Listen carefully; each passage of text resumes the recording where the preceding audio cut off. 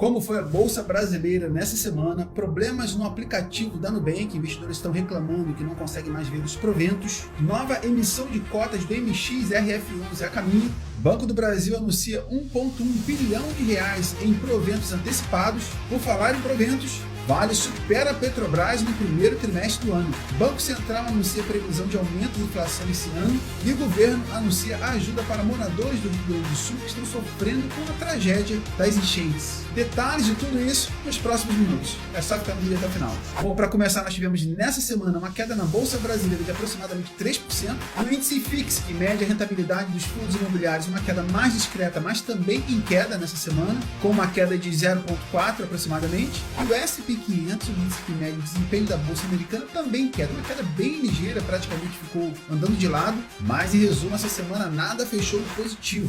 Olhando para um período um pouco maior, analisando o desempenho desses ativos desde o começo do ano até aqui, nós temos aí para fundos imobiliários uma pequena alta de aproximadamente 1,96%. Estava indo muito bem, mas começou a cair. Daqui a pouco a gente vai entender por que está acontecendo. Já a Bolsa Brasileira está operando em queda desde o início do ano. E nesse momento, até os dias de hoje, apresenta uma queda de 6,32%. E é claro que isso tem uma explicação. Lembra do juro americano? Pois é, sem sinal de queda de juros nos Estados Unidos, o Ibovespa fecha em queda essa semana, repetindo aquilo que tem acontecido desde o início do ano. E o dólar sobe. Por falar em dólar subindo, nesse ano o S&P 500 já subiu mais de que 11%.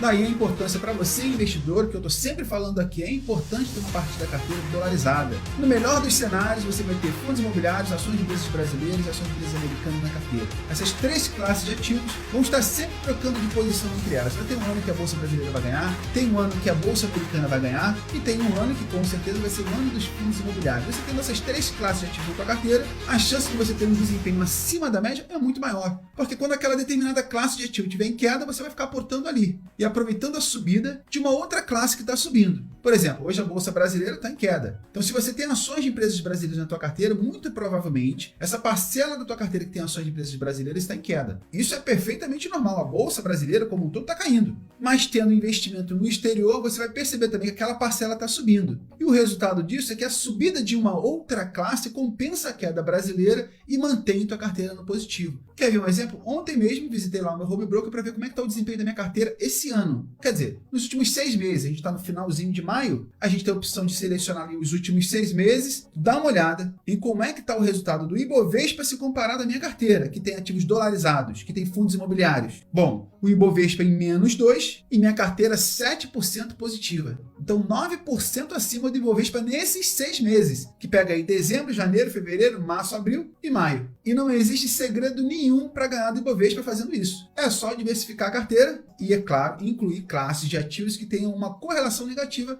com o Ibovespa, como, por exemplo, investimento na Bolsa Americana. Toda vez que dá uma ingresia aqui no Brasil, o dólar sobe. E isso acontece desde sempre. Então, fica a dica aí. Agora, mudando de assunto, o MXRF11 tem a intenção de emitir novas cotas. Então, está convocando os investidores para poder realizar aí uma assembleia com a intenção de arrecadar aproximadamente 1 bilhão de reais. Então, nova emissão de cotas do MXRF11 vindo por aí. Como você sabe, o fundo imobiliário geralmente cria uma nova emissão de cotas com o objetivo de trazer dinheiro para o caixa. Esse dinheiro pode servir para poder comprar novos ativos, pagar dívida, fazer reforma em imóveis. Bom, tudo isso vai ser divulgado pelo gestor. Qual o objetivo do gestor nessa arrecadação de dinheiro? E você que é cotista vai ter a oportunidade muito em breve de saber quanto que vai ser negociada essa cota na nova emissão. Na grande maioria das vezes é negociada no preço abaixo do que está sendo praticado no mercado. Então, se você tem intenção de comprar mais cotas do MXRF11, pode ser uma oportunidade interessante. Eu vou continuar monitorando aqui para avaliar o preço que vai ser sendo negociado, avaliar o P sobre VP na condição dessa nova oferta e falar para você aqui a minha opinião se vale a pena ou não. Então, essa será a 10ª emissão de cotas do MXRF11 com a intenção inicial de arrecadar 800 milhões de reais, podendo chegar até 1 bilhão de reais. Por isso, você vai ser convocado, você que é cotista, para participar de uma nova assembleia extraordinária. O MXRF11 é o maior fundo imobiliário da Bolsa Brasileira em número de cotistas, com 1 milhão e 92 mil investidores. Hoje está sendo negociado um pouquinho acima do seu valor patrimonial, aproximadamente 6% acima do seu valor patrimonial. É um fundo imobiliário que tem altíssima liquidez, muito negociado, está pagando aproximadamente 10 centavos por cota. É um fundo imobiliário de base 10, que o preço de uma cota custa pouco mais do que 10 reais e paga 10 centavos centavos por cada cota adquirida. É um fundo imobiliário muito popular, principalmente por causa dessa facilidade de acesso. Qualquer pessoa com pouco mais do que R$10 consegue comprar uma cota do MXRF11, por isso ele é muito popular. E caso você tenha interesse em participar dessa nova emissão, fica ligado aqui no canal, se inscreva, marca o sininho, eu vou manter vocês atualizados e vou trazer toda a notícia e a atualização a respeito dessa nova emissão, se é vantagem ou não participar. Bom, agora falando do Banco do Brasil, anunciou